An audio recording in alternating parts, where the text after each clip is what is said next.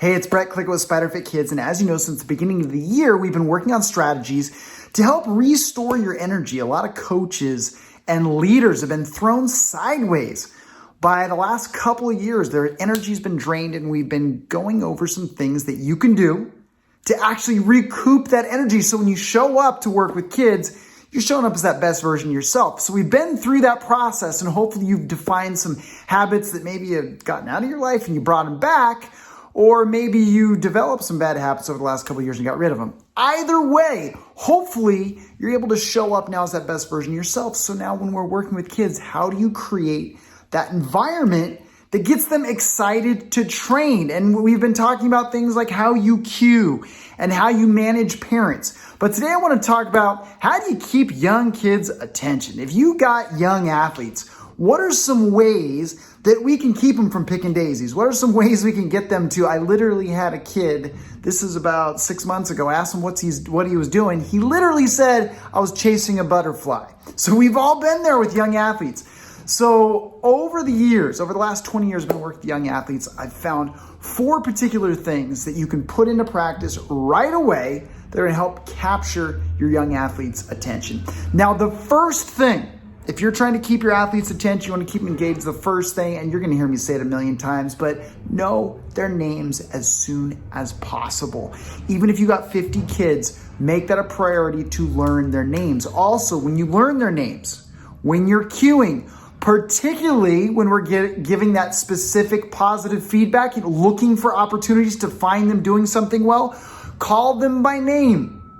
All too many times we as coaches just default to, good job guys, good job. And that's good, it creates a positive environment, but we need to be more specific. So first of all, as soon as you call them by name and they call you by name, now their level of engagement, regardless of age, is already higher.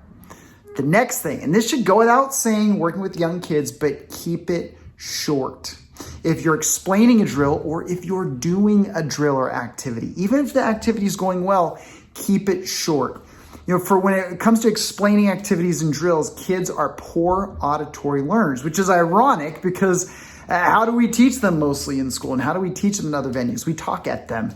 Well, they don't process auditorily very well. They're very visual and very kinesthetic. They like to see it and they like to feel it.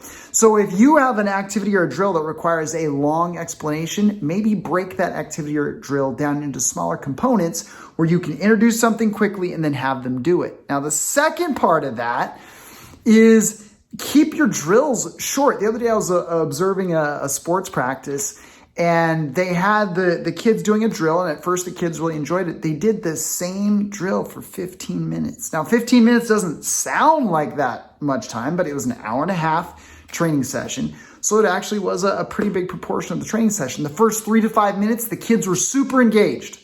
They were going crazy. They were getting after it. And then at about the 5 or 6 minute mark, you could see them all of a sudden, they'd run back to get in line. They're now walking to get back in line. And instead of getting amped up before they went, it just kind of turned into this, well, how long are we going to do this for? And you could see the kids kind of looking off. It was a station. They'd created this big station and they're working on some skills in the sport. Kids are kind of looking off like, what's next? And these are like 10-year-old kids. It's not like we were working with like 5-year-olds. So as a coach, and John Wooden used to do this, one of the things that we can do within an activity, if we do need to build and the kids do need to spend some time developing that skill, you can change small criteria. Let's say if you're just doing a skipping drill.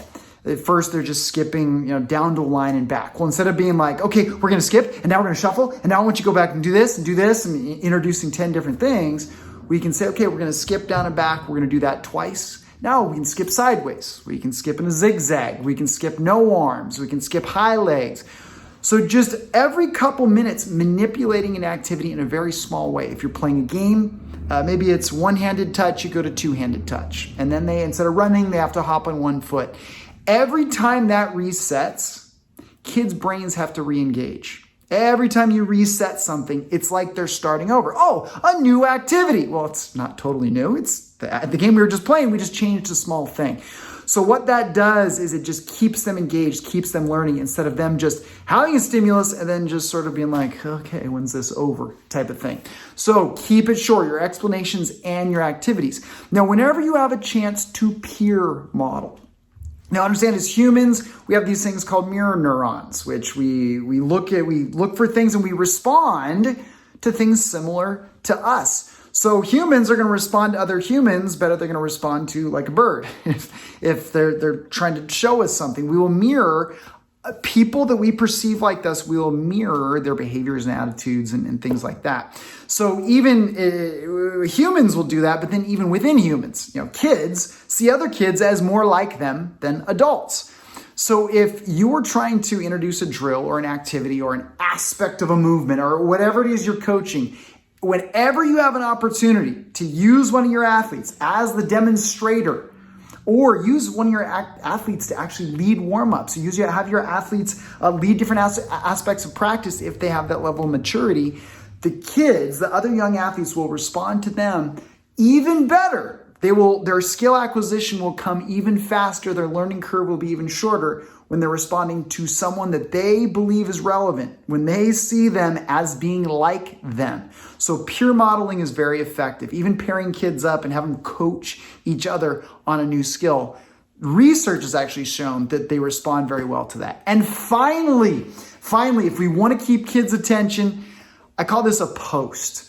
And all it is a consistent stimulus. It's a consistent thing that we use throughout a training session or even throughout our career to get everyone's attention at the same time. It signals a universal break. And these are things like, I'll say hands on knee. Whenever I blow the whistle twice, hands on knees. Whenever I say the word jump, you jump and then come down on one knee. Whenever I say the word knee, you come down to what? It's just simple things like that. With young kids, generally you choose one and they just remember it. When my hand's on my head, you go down to a knee. And you drill is what this does. It allows you to transition to end one activity, go into the next one. It also ends what they're doing immediately instead of just blowing a whistle and running around, telling everyone to be quiet and go chase that ball.